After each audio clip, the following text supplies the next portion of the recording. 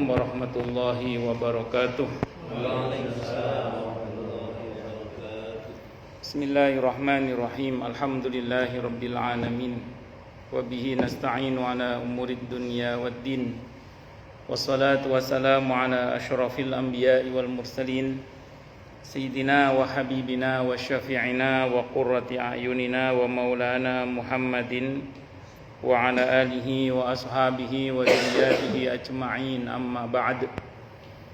Asyhadu an la ilaha illallah wa asyhadu anna Muhammadar Rasulullah wa ufawwidu amri ilallah, innallaha basirum bil ibad.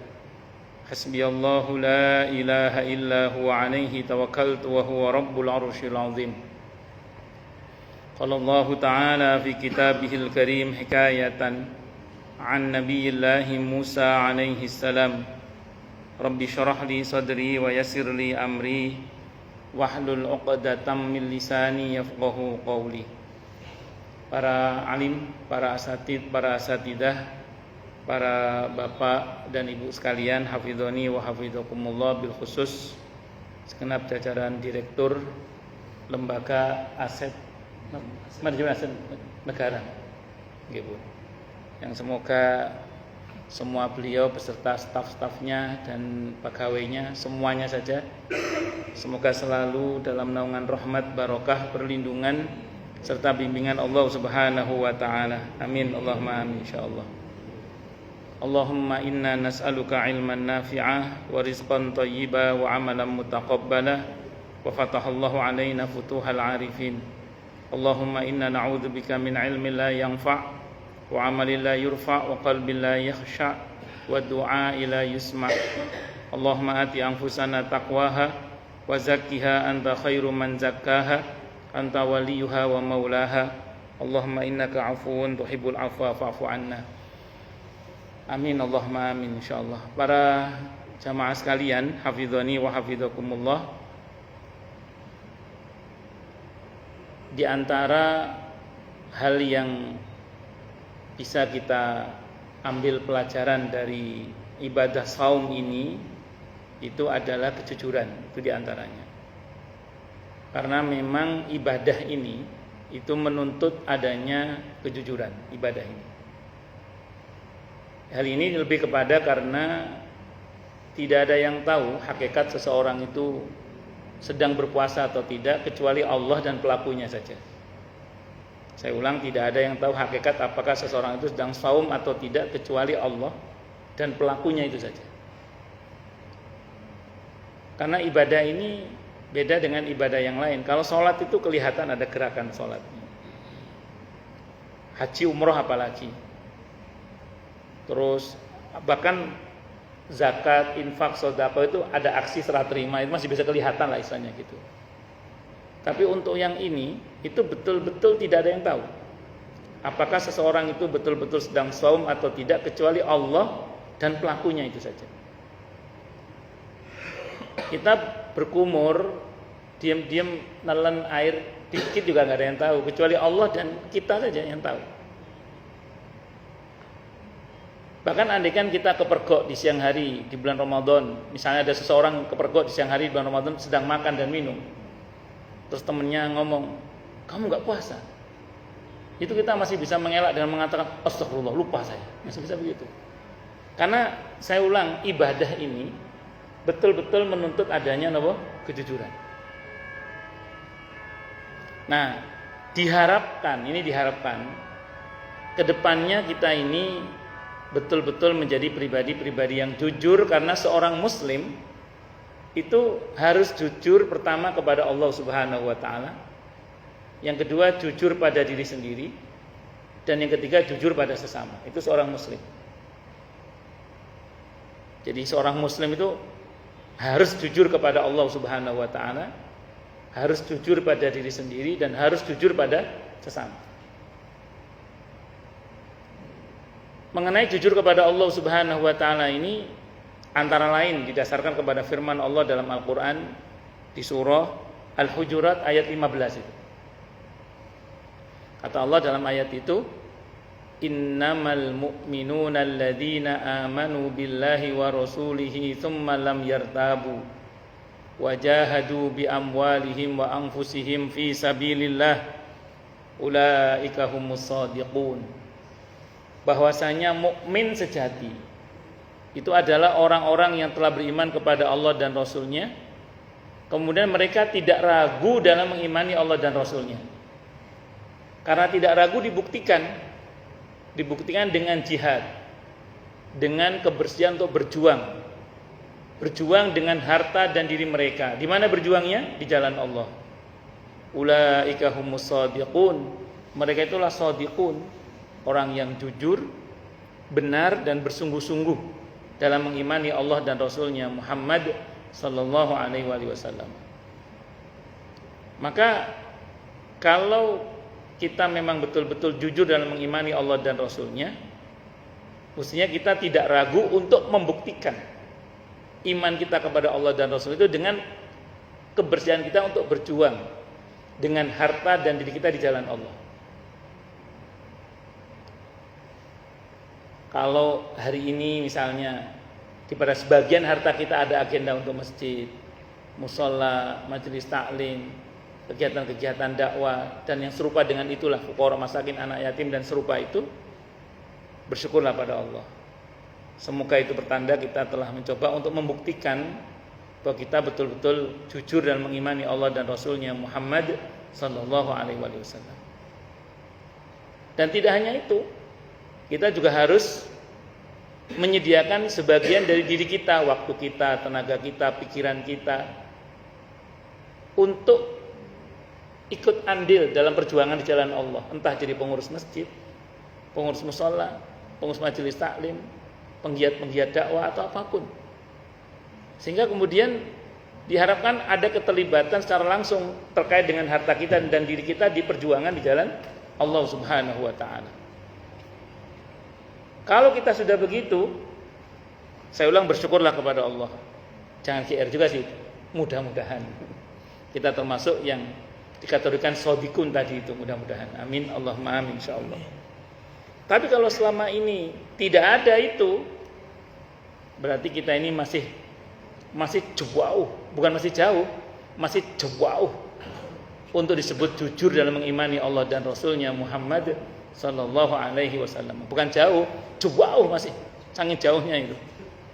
Dari disebut jujur dalam mengimani Allah dan Rasul-Nya Muhammad sallallahu alaihi wasallam. Maka saya ulang sekali lagi, kalau kita ingin sebut jujur dalam mengimani Allah dan Rasul-Nya Muhammad sallallahu alaihi wasallam, maka kita harus membuktikan dengan menyediakan dari sebagian harta kita dan waktu kita, tenaga kita, pikiran kita untuk berjuang di jalan Allah Subhanahu wa taala. Di sini enggak ada, tapi di tempat lain tuh ada. Ada sebagian orang itu kalau diajak aktif di masjid, di mushola itu ngomongnya apa? Maaf, saya sudah tua, saya mau istirahat. Ini saya sampaikan karena ada beberapa jamaah mengeluh ke saya. Itu loh Ustaz, tolong ditegur itu. Bapak-bapak itu diajak aktif di masjid alasannya sudah tua mau istirahat katanya. Kalau Anda kan masih muda, yang ngomong yang tua-tua. Itu saya bilang sama beliau itu, dah iya, mau mati kok malah istirahat. Mau mati kok malah istirahat. Ya kalau udah merasa diri tua kan harusnya kan tahu kalau mau mati kan. Kalau mau mati harusnya bukan beristirahat, tapi semakin bermanfaat. Karena khairun nas anfa'uhum linnas. Sebaik-baik manusia yang bermanfaat bagi manusia yang lainnya. Seorang muslim itu, kita sebagai seorang muslim itu jangan punya pikiran istirahat dari tua. Itu jangan jadikan cita-cita itu. Seorang muslim itu cita-citanya istirahat itu di surga. Saya ulang ya, seorang muslim itu jangan punya cita-cita istirahat di hari tua. Istirahat itu di mana? Di surga. Itu seorang muslim itu. Cita-citanya istirahat itu di surga, bukan di hari tua. Karena di antara kesalahan kita adalah ingin istirahat di medan juang. Nah, dunia ini medan juang. Kesalahan kita adalah ingin istirahat di medan juang. Oh, apa enggak boleh Ustaz istirahat? Boleh. Tapi di medan juang istirahat itu secukupnya, bukan sepuasnya. Nah, paham nggih? Nah, jadi istirahat di dunia ini secukupnya, bukan sepuasnya. Kalau mau sepuasnya nanti di akhirat, nanti di surga insya Allah. Karena seorang muslim tidak boleh merasa puas hingga kakinya menginjak halaman surga. Itu diantara hal yang patut untuk kemudian kita renungkan ya. Maka saya ulang sekali lagi, ini yang pertama berkaitan dengan jujur dalam mengimani Allah dan Rasulnya Muhammad Sallallahu Alaihi Wasallam. Kemudian yang kedua, jujur pada diri sendiri. Jujur pada diri sendiri ini antara lain itu didasarkan kepada sebuah hadis riwayat Al-Bukhari, di mana ada sahabat Nabi namanya Ammar bin Yasir radhiyallahu anhu berkata, Ammar bin Yasir radhiyallahu anhu ini ahadul asyaratil masyhudi lahum bil jannah. Satu di antara 10 sahabat Nabi yang disebut masuk surga, dijamin masuk surga semasa hidupnya. Beliau mengatakan, salasun man jama'ahunna faqad jama'al iman, kata beliau. Ada 3 hal yang siapapun berhasil menghimpun ketiganya, maka sempurnalah imannya. Jadi kalau 3 hal ini ada pada diri kita, sempurna iman kita, kata Ammar bin Yasir radhiyallahu anhu. Apa kata beliau? Yang pertama, al-insafu min nafsi. 3 itu adalah yang pertama, al-insafu min nafsi. Sanggup berlaku tengah, adil, jujur pada diri sendiri. Jadi sanggup berlaku tengah, adil, jujur pada diri sendiri. Atau sifat keadilan, sifat tengah, sifat jujur yang muncul dari dirinya sendiri. Itu yang pertama. Jujur pada diri sendiri ini, misalnya tidak malu berkata, maaf saya tidak tahu, insya Allah saya akan belajar lagi. Itu dalam pandangan Islam lebih terhormat daripada nggak tahu terus sok tahu.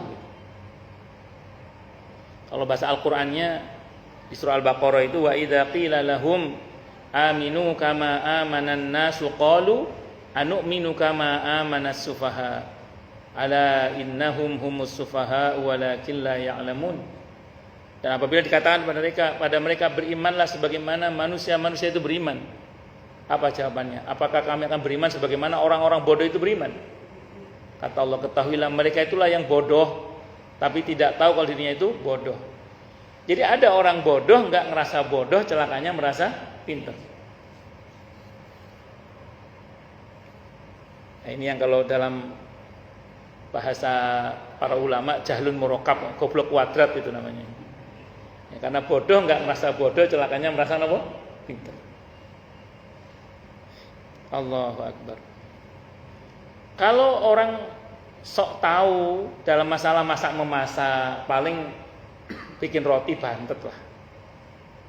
Itu saja masih enak kadang. Kalau orang sok tahu dalam masalah masak-memasak, paling mau bikin rawon jadinya semur gitu ya. Masih enak lah insya Allah. Kalau sok tahu soal elektro, paling ya kesetrum, konslet. Tapi kalau sok tahu dalam masalah agama, itu bisa bahaya sekali. Bisa masuk dalam kategori yang dalam Sahih Muslim itu dhalun mudillun au dhallu fa'adhallu, sesat menyesatkan, tanda-tanda kiamat itu. Naudzubillahi min syarri dzalik. Maka kalau kita baca manaqib Imam Bukhari itu pernah ditanya satu hadis oleh kawan-kawannya dan beliau mengatakan saya tidak tahu. Tidak malu beliau mengatakan tidak tahu, padahal beliau dikenal sebagai rajanya ahli hadis, Amirul Mukminin fil hadis. Tapi beliau tidak malu berkata, maaf saya tidak tahu. Imam Malik pernah kedatangan tamu dari daerah Afrika menanyakan tentang satu hukum dan beliau mengatakan saya tidak tahu. Padahal ini Imam Darul Hijrah, gurunya Imam Syafi'i, mujtahid mustaqil mutlak. Itu ditanya tentang masalah hukum, tidak malu berkata, maaf saya tidak tahu, kata beliau. Kata tamunya itu, saya ini kesini untuk nanya masalah hukum kepada panjenengan atas permintaan kaum saya. Lah kalau jenengan jawabannya tidak tahu, terus saya ngomong apa ke kaum saya? Kata Imam Malik, sampaikan kepada kaummu Imam Malik tidak tahu, supaya kaummu juga tahu bahwa Imam Malik ada nggak tahunya juga. Itu kata beliau. Tidak malu begitu. Jujur pada diri sendiri itu termasuk di antaranya tidak malu berkata maaf saya yang salah. Insya Allah saya akan bertanggung jawab. Maaf saya yang salah, insya Allah saya akan perbaiki. Itu lebih terhormat dalam pandang Islam daripada salah, nggak ngerasa salah, celakanya merasa benar. Salah nggak ngerasa salah, celakanya merasa benar. Itu malah bahaya. Kalau bahasa Al-Qur'annya wa idza qila lahum la tufsidu fil ardi qalu innama nahnu muslihun ala innahum humul mufsiduna walakin la yash'urun. Dan apabila dikatakan pada mereka jangan berbuat kerusakan, mereka mengatakan enggak kok kita berbuat perbaikan. Kata Allah, ketahuilah mereka adalah yang berbuat kerusakan tapi tidak merasa. Namanya salah enggak ngerasa salah, celakanya merasa benar.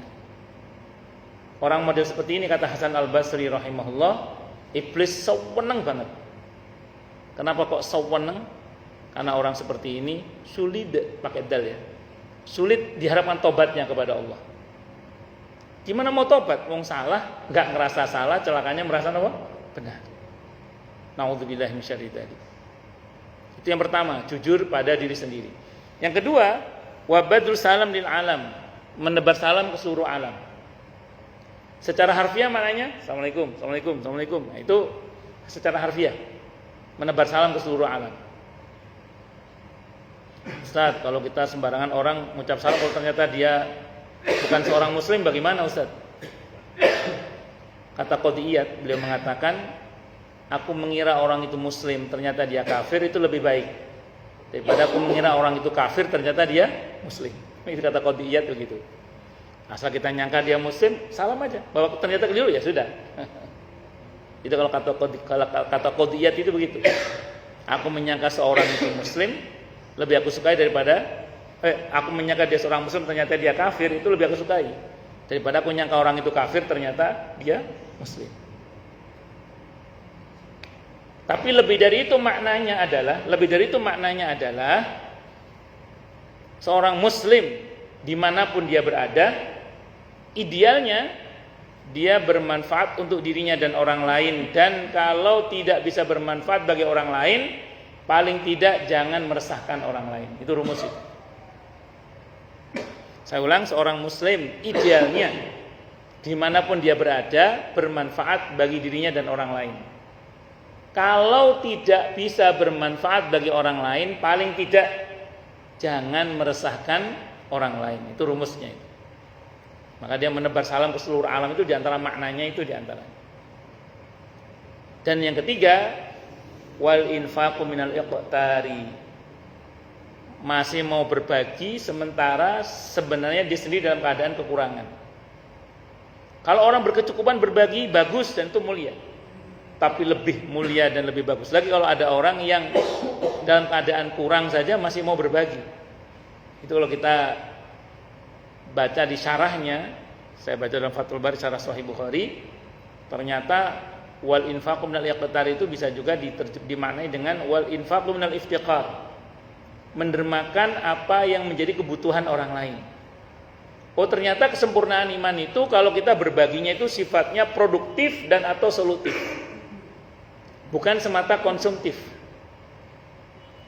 Kalau kita infaknya konsumtif, belum masuk dalam kategori ini berarti.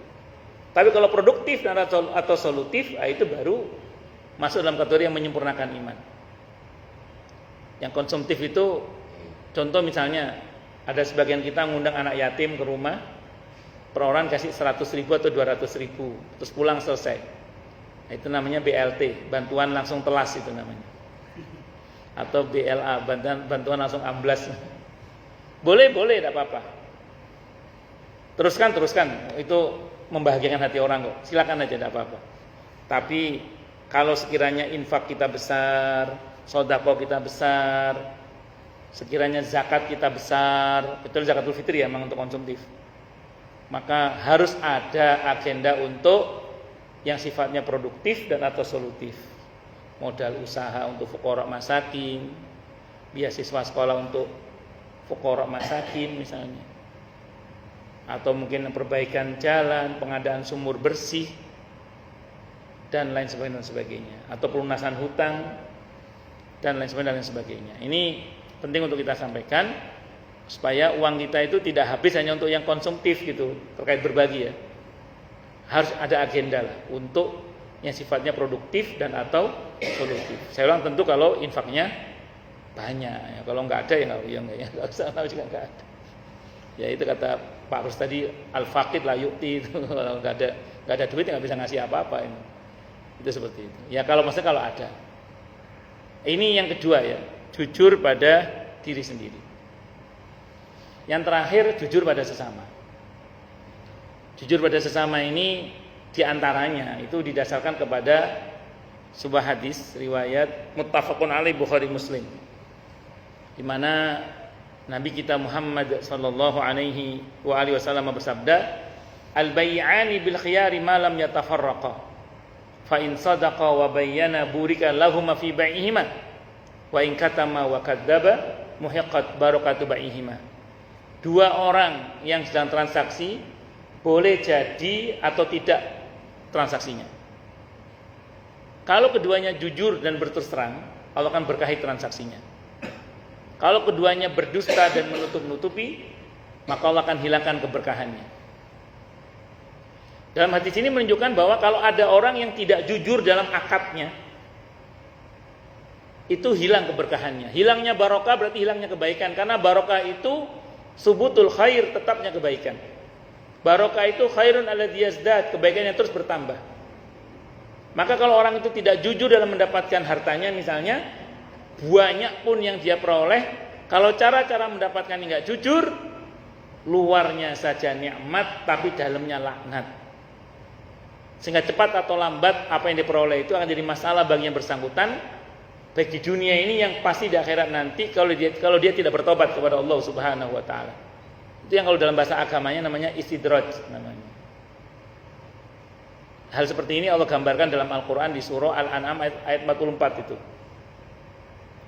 Falamma nasu ma dzukkiru bi fatahna 'alaihim abwaaba kulli syai' hatta idza farihu bima utu akhadnahum baghtatan fa idahum mublisun.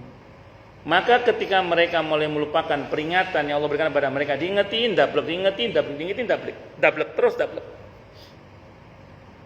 Kata Allah, ya wis, kalau begitu aku buka pintu-pintu segala kebaikan dunia.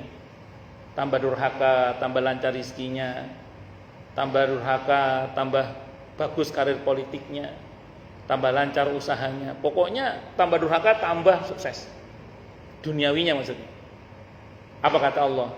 Hatta idza farihu bima utu, hatta itu li ghayatil intiha, pokokan puncak, hingga ketika dia mencapai puncak kebahagiaannya dalam kedurhakaan itu, kata Allah, akhadnahum baghtatan, kami siksa dia secara baghtatan. Apa baghtatan itu? Ujuk-ujuk, mak cegaklik, mak bedunduk tiba-tiba. Fa idahum mublisun, seketika dia kaget dan berputus asa. Maka kita jangan terpukau dengan sebagian orang, atau bisa jadi kita sendiri dengan dalih, oh, saya durhaka nyatanya baik-baik saja, nggak ada masalah. Bukan tidak ada masalah, belum. Karena Allah menyatakan hingga dia mencapai puncak kebahagiaannya, Allah akan siksa dia secara tiba-tiba. Dan berapa banyak orang yang mungkin setahun yang lalu dipanggil yang terhormat, sekarang dipanggil yang tersangka misalnya. Berapa tahun yang lalu dipanggil yang terhormat, sekarang dipanggil yang terpidana misalnya, naudzubillah min syarri dzalik. Maka hati-hati. Nah, maka saya ulang, kalau pencapaian kita raih dengan cara-cara yang enggak jujur, saya ulang ya, luarnya saja nikmat tapi dalamnya laknat.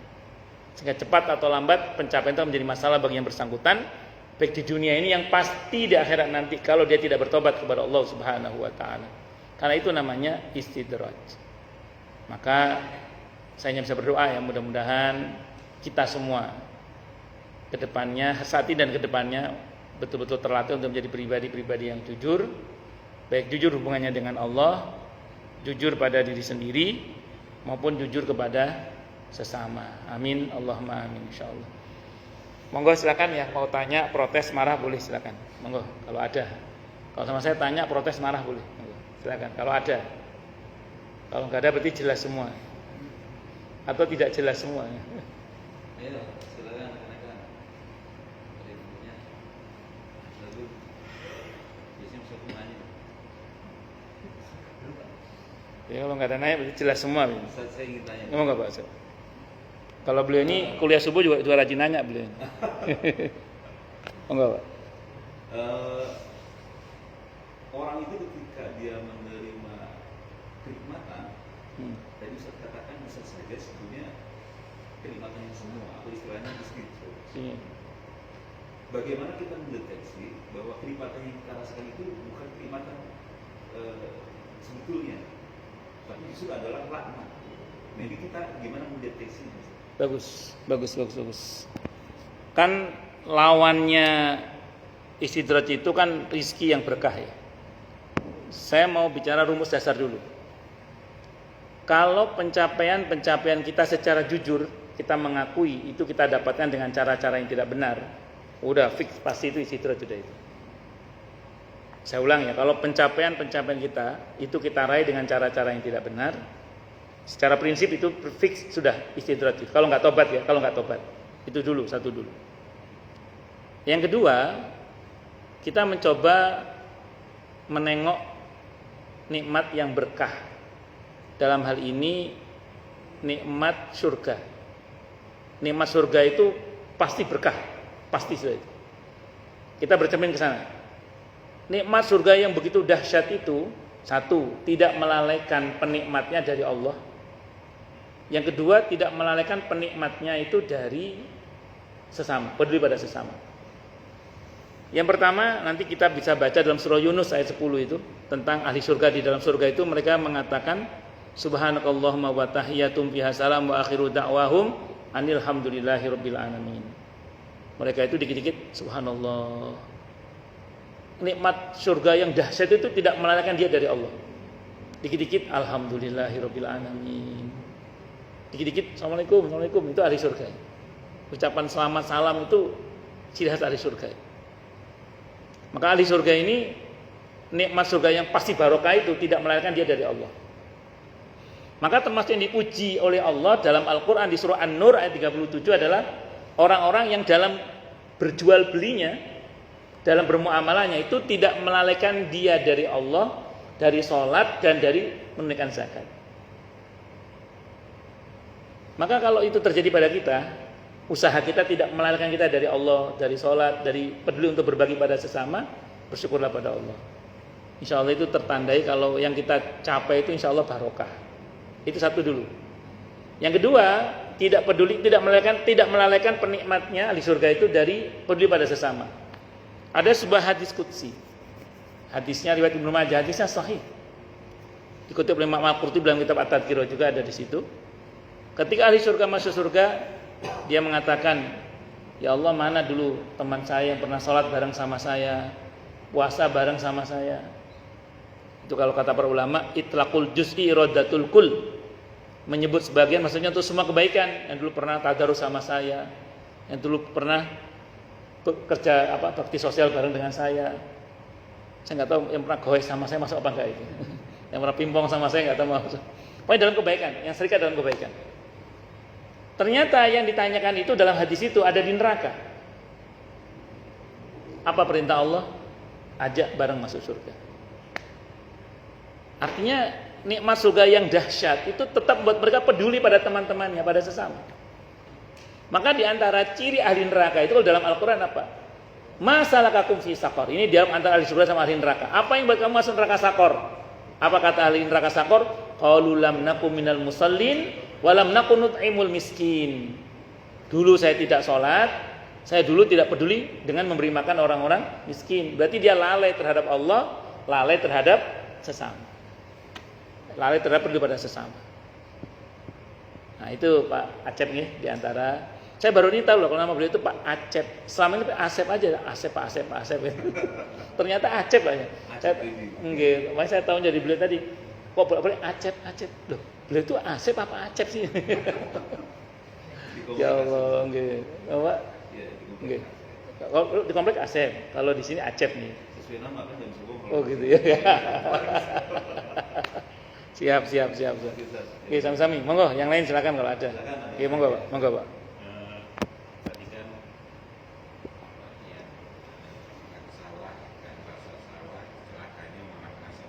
Ya. Kalau ketemu orang yang kayak gitu, harusnya kayak gimana? Bagus. Ingetin kan apa? Bagus. Ya wes lah. Nggih. Al-Qur'an itu untuk auditor bisa. apa? Auditor. Al-Qur'an itu punya metodologi istifham. Jadi ada model orang-orang tertentu kalau dinasihati nggak bisa emang. Ya tadi karena dia merasa benar, salah nggak ngerasa salah, kalian merasa benar. Maka untuk model orang seperti ini Al-Qur'an menggunakan metode istifham. Pertanyaan. Di Al-Qur'an itu banyak pertanyaan. Tidak untuk dijawab, tapi lebih kepada karena ada model orang itu kalau didoktrin, dinasihati itu mental. Tapi kalau ditanya mikir dia. Saya ulangi, ada model orang kalau dinasihati tidak mau. Tapi kalau ditanya dia mikir. Maka pertanyaan itu kalau terlanjur masuk ke kuping, walaupun kelihatan orang cuek, tanpa dia sadari rekaman dari pertanyaan itu akan memicu otak untuk berusaha menjawab. Akan memicu dirinya untuk menjawab pertanyaan itu. Maka untuk model orang seperti ini ditanya aja, mau berapa lama begini? Ya. Mau begini terus? Gak takut masuk neraka? Walaupun dia kelihatannya cuek, biarin aja. Tapi pertanyaan itu tanpa disadari oleh yang bersangkutan akan berusaha dia jawab. Nah, kalau pertanyaan kita berbasis akhirat, diharapkan dia tidak hanya berpikir, tapi dia juga berzikir. Nah, di tengah-tengah dia berpikir dan berzikir itu diharapkan terjadi tazkiyatun nafas, pembersihan jiwa. Nah, di saat itulah diharapkan ada ruang yang terbuka untuk hidayah masuk, sehingga kemudian dia bisa tersadarkan dengan itu. Makanya Al-Quran itu untuk orang yang keras kepala, yang kepalanya keras itu, yang mau dipukul. Nah, itu biasanya Al-Quran menggunakan metode istifham, pertanyaan. Al-Qari'ah, mal-Qari'ah, wa ma'adraka mal-Qari'ah misalnya gitu. Terus hal yastawil ladzina ya'lamun wal ladzina la ya'lamun, apakah sama orang yang bodoh dengan orang yang tidak bodoh? Apakah sama orang yang beriman dengan, dan terus itu banyaklah ayat-ayat yang istifham itu banyak itu. Kadang-kadang Al-Quran itu menyentuh kita umat Islam itu, menyentuh umat manusia secara umum ya. Itu dengan pendekatan yang linier, kadang yang zigzag, kadang yang siklikal, kadang yang spiral, macam-macam itu. Nah, termasuk istifham ini adalah metodologi yang istilahnya agak zigzag dikit lah, atau agak spiral dikit itu. Itu seperti itu. Wallahu a'lam bishawab. Ngoten nggih? Monggo yang lain silakan. Nggih, monggo, Pak. Waalaikumsalam warahmatullahi wabarakatuh. Jadi disampaikan salah satu kita itu diminta untuk jujur, kemudian di jalan Allah tadi. Iya, iya. Itu tadi kan ada yang Iya. jadi pengurus masjid itu kan. Di antaranya, ya. Jadi kita contohkan kalau yang tua kita ajak itu alasannya Sudah tua mau istirahat ya. Ini buat yang muda-muda ya, Tat. Karena alasannya kan masih muda nih, masih gagal gitu, ya. Supaya kita yang muda ini bisa tertarik ke sana. Kalimat apa nih tadi Ustaz yang bisa di kami gitu. Ya, baik, sami-sami. Di antara kiat mati husnul khotimah itu, mati di jalan Allah adalah libatkan diri kita dalam perjuangan di jalan Allah. Begini rumusnya. Secara prinsip setiap kita pasti ingin meninggal dalam keadaan sedang beribadah kepada Allah. Dalam keadaan kita berbuat sesuatu yang Allah ridho. Masalahnya adalah tidak setiap kita itu wafat sedang sholat. Tidak setiap kita wafat sedang saum.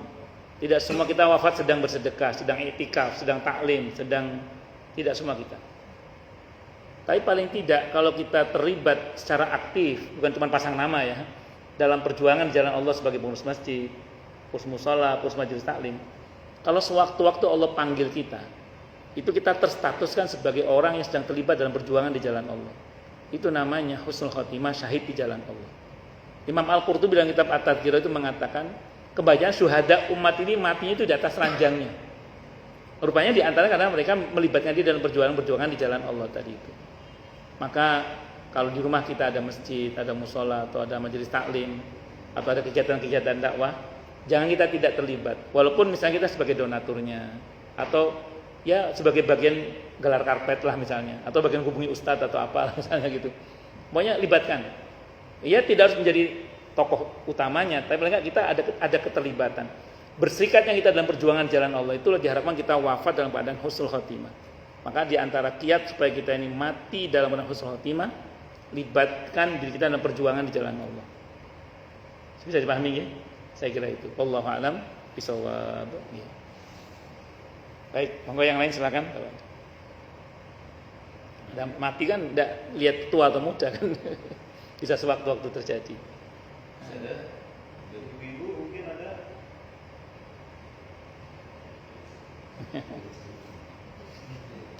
Ibu-ibu paham semua udah. Ustaz, boleh nggak nambah kalau nggak ada? Boleh. Seringkali kita mendengar penjelasan dari Ustaz bahwa dari tahun ke tahun ibadah Ramadan kita itu harus berbuah kebaikan selalu bertambah. Sementara kita tahu bahwa yang namanya al-iman yazid wa yanqus. Ya. Nah, pengertiannya dari dua konteks ini seperti apa?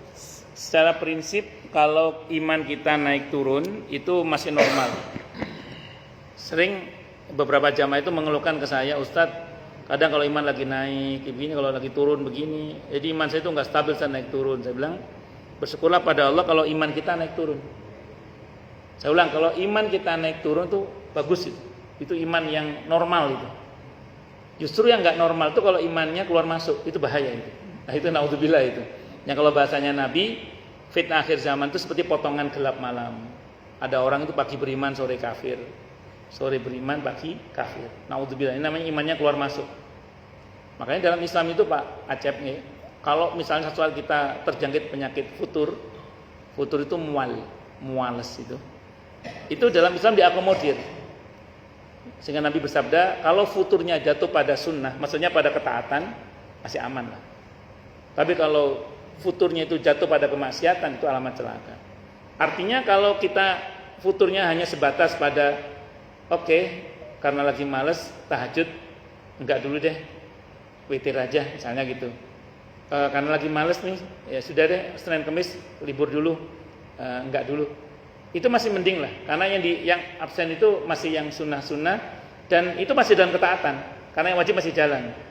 Tapi yang bahaya itu kalau futur terus yang wajib ditinggalkan. Karena saya pernah ada jamaah itu, istrinya datang ke saya, dia bilang, Ustaz, suami saya udah beberapa bulan ini futur sampai tidak sholat 5 waktu. Wah, itu bahaya udah Bu kalau nggak sholat 5 waktu sudah itu.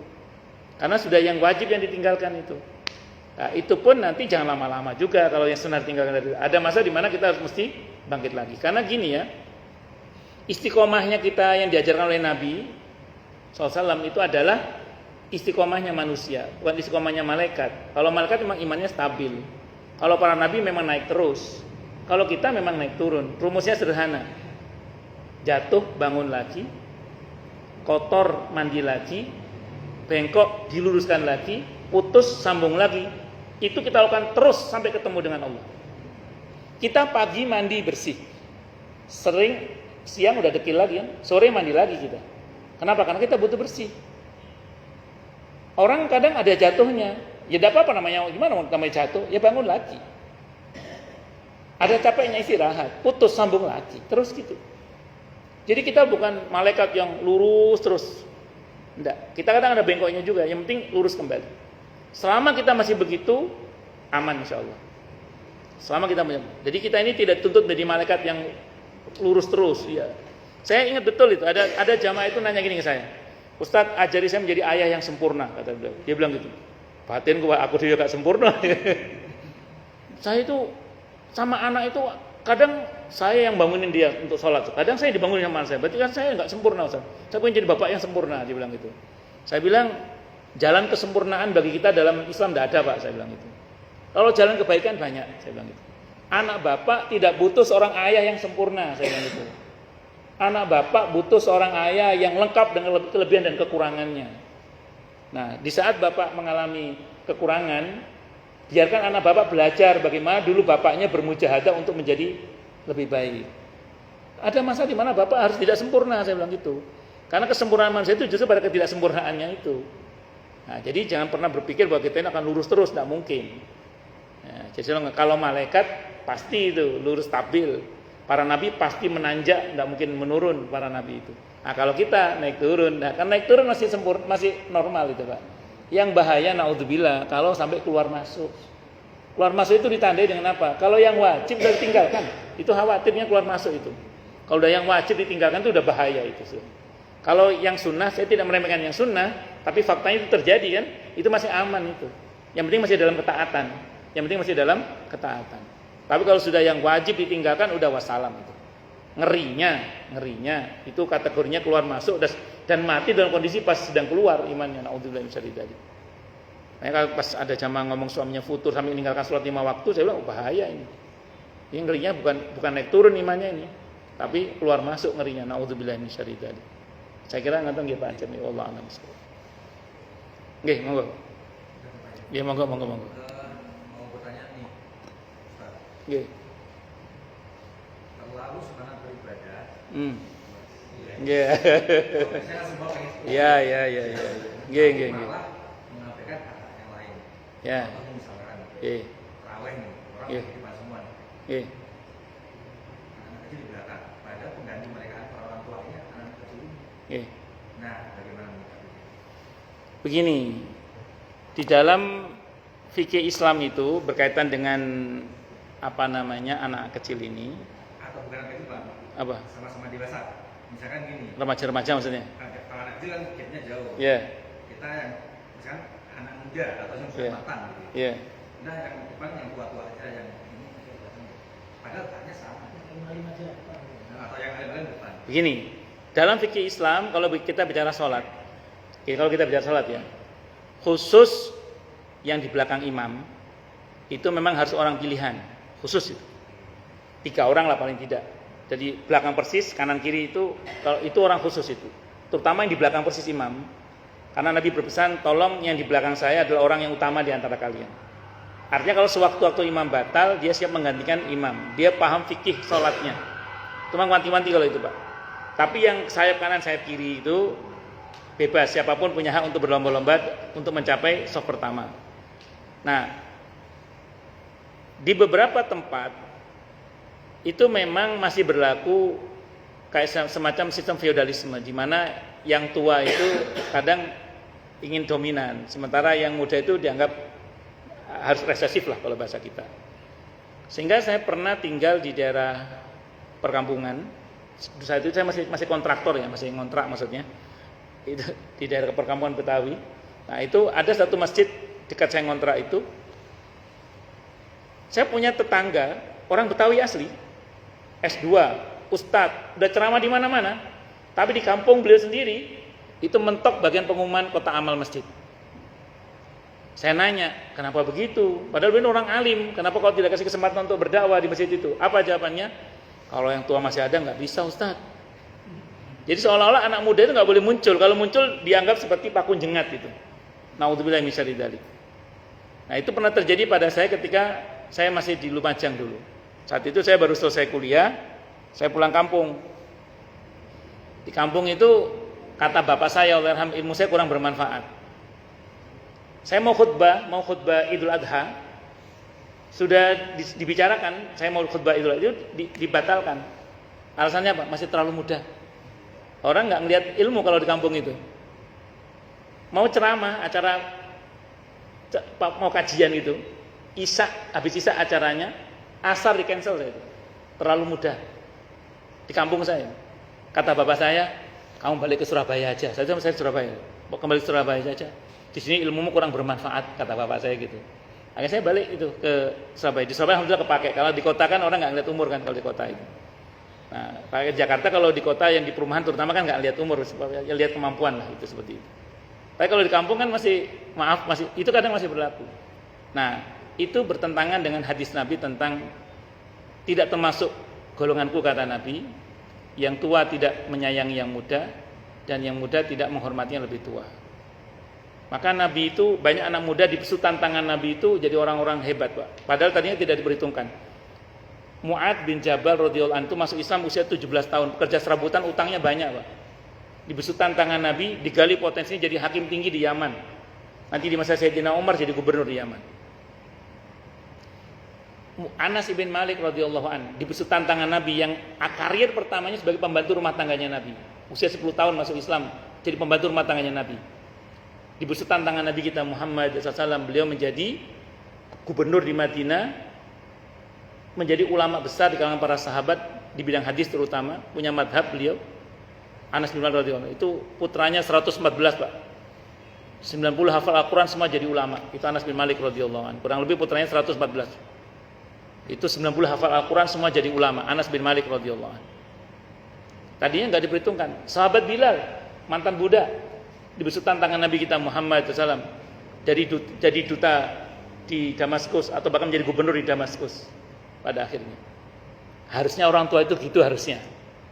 Nah, untuk yang kasus saya tadi itu, adik saya dua tingkat di bawah saya, adik kandung saya, itu begitu selesai kuliah dia pulang kampung. Saat adik saya pulang kampung, yang tua-tua pada mati.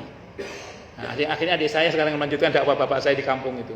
Jadi saya pas pulang yang tua-tua masih hidup, pas adik saya pulang yang tua-tua pada mati. Sekarang adik saya. Jadi nampaknya memang nunggu mati dulu Pak yang tua-tua itu. Nah, jadi ya kita sebagai orang tua jangan begitu gitu maksud saya. Nah, kita yang muda juga jangan songong kepada yang tua.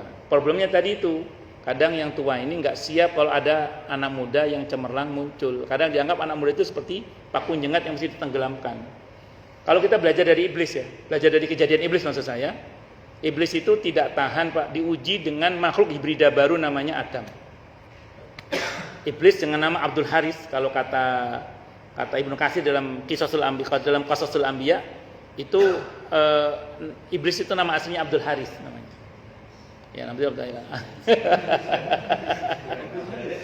Abdul Haris itu nama, itu kata Ibnu Katsir. Ada yang mengatakan namanya Azazil. Nah, itu iblis itu gagal Pak, gagal total. Itu diuji dengan junioritas Pak.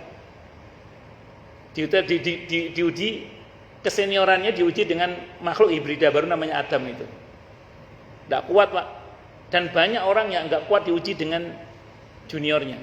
Banyak yang nggak kuat Pak. Maaf, hatta tokoh agama sekalipun. Maka kalau Bapak punya pikiran begitu, Bapak insya Allah lulus lah. Karena Bapak punya pikiran memberdayakan anak-anak muda. Ya itu dulu. Makanya kalau kita punya pikiran memberdayakan anak muda, udah aman kita. Tapi kalau kita menganggap anak muda yang muncul sebagai saingan itu ya repot. Ya begitu. Wallahu a'lam bishawab. Itu seperti itu. Nggih, Bang. Ini tadi merasa saya mau mati nih.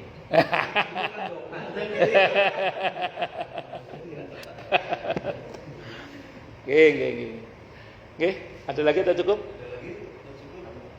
Ya, monggo. Ini nggih, monggo. Pak Ustaz, tadi kan disampaikan setiap insan kita pasti tujuan akhirnya kayaknya husnul khotimah. Betul.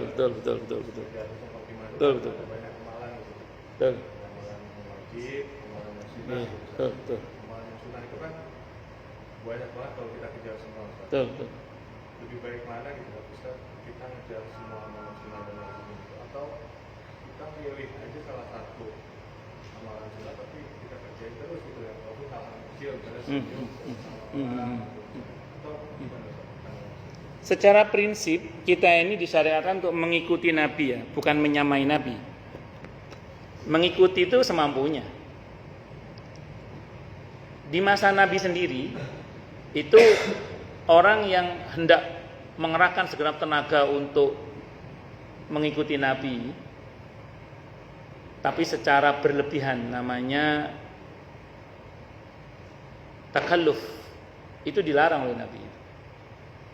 Saat itu ada 3 orang sahabat Nabi, di antaranya Abdullah bin Amr bin Al-As radhiyallahu anhu, datang ketemu dengan Siti Aisyah radhiyallahu anha, nanya tentang keseharian Nabi. Mereka menyimpulkan kalau Nabi saja begitu, berarti kita harus lebih lagi. Itu pemahaman mereka. Sehingga yang satu mengatakan saya akan sholat malam terus dan tidak akan tidur. Yang satu mengatakan saya akan puasa terus dan tidak akan berbuka. Yang satu mengatakan saya tidak akan menikah. Begitu Nabi pulang, Nabi diceritai oleh Siti Aisyah radhiyallahu anha, diberitahu oleh Siti Aisyah radhiyallahu anha, langsung beliau cari 3 orang itu dan Nabi bersabda, kalian tadi yang berkata begini, benar ya Rasulullah. Lihat saya, kata Nabi. Saya sholat malam juga tidur, saya puasa tapi juga berbuka, dan saya juga menikah, kata Nabi. Nah, jadi justru kalau orang terlalu semangat sampai mengabaikan, sampai mendolimi diri sendiri, itu malah tidak boleh. Itu namanya takalluf.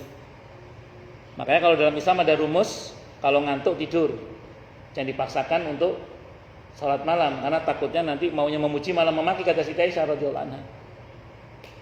Tapi harus ingat, di samping takalluf dilarang, mujahadah diperintah.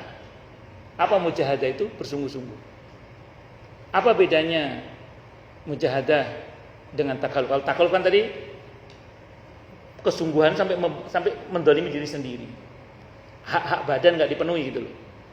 Nah, kalau mujahadah, hak badan tetap terpenuhi, tapi ada kesungguhan untuk beribadah kepada Allah. Contoh gini, tadi dikatakan kalau ngantuk tidur. Kalau orang mujahadah, begitu ngantuk, dia langsung melakukan verifikasi. Ini ngantuk atau ngantuan. Nah, itu paham ya? Jadi kalau orang mujahadah nggak langsung ngantuk tidur, nggak gitu. Orang mujahadah itu kok ngantuk ya? Dia mencoba untuk melakukan verifikasi pada dirinya sendiri. Kira-kira ini ngantuk apa ngantuan? Kalau memang betul-betul capek, kurang tidur, kurang istirahat, kurang makan, oke, memang ngantuk tidur.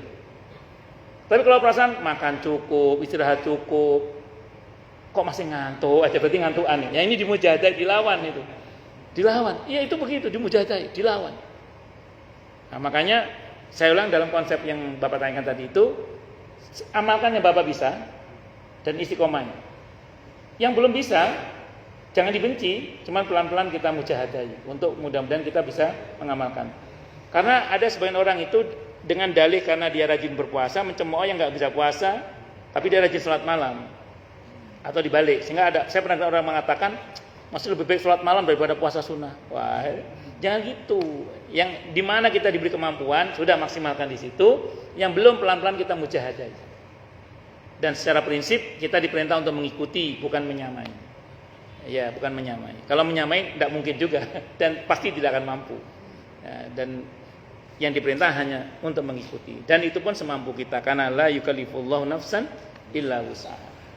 Ngoten nggih, wallahu alam bisawab. Monggo, ada lagi? Cukup Ustaz. Cukup nggih? Baik, kita tutup dengan hamdalah. Alhamdulillahirabbil alamin. Semoga kajian kita bisa bermanfaat, mubarakah fid dini wa dunya wal akhirah untuk kita, keluarga kita dan seluruh umat Islam semuanya. Dan mudah-mudahan kita semua dijadikan oleh Allah sebagai orang-orang yang sukses dunia akhirat, selamat dunia akhirat, bahagia dunia akhirat, dan dipermudah setiap urusan kita oleh Allah fid dini wa dunya wal akhirah. Semoga Allah limpahkan hidayah selalu untuk kita, semoga Allah tingkatkan selalu hidayah untuk kita, dan semoga Allah berikan hidayah untuk siapapun yang melihat kita. Subhanakallahumma bihamdika asyhadu an la ilaha illa anta astaghfiruka wa atubu ilaik. Sallallahu alaihi Muhammad wa ala alihi wasallam. Saya mohon maaf. Wassalamualaikum warahmatullahi wabarakatuh.